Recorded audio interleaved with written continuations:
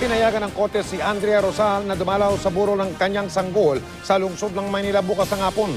Pero ayon sa Pasig Regional Trial Court Branch 266, kailangang may kasamang mga jail guard si Rosal. Kailangan ding bumalik siya o maibalik siya sa kanyang piitan o detention cell.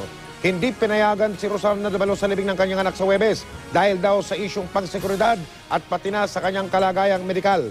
At ngayon ay 2 araw matapos isilang ay pumanaw ang babaeng sanggol ni Rosal.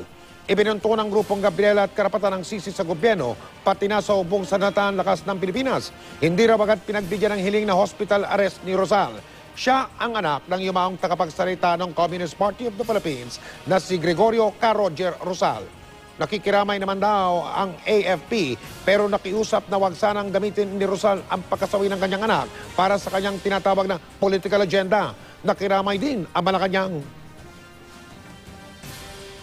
Nakikiramay kami sa pamilya Rosal at inaantabayan na namin ang pagtanggap ng komprehensibong ulat ng Bureau of Jail Management and Penology hinggil sa conditions ng detention ni Andrea Rosal at ng Philippine General Hospital hinggil sa pagpanaw ng bagong silang niyang sanggol.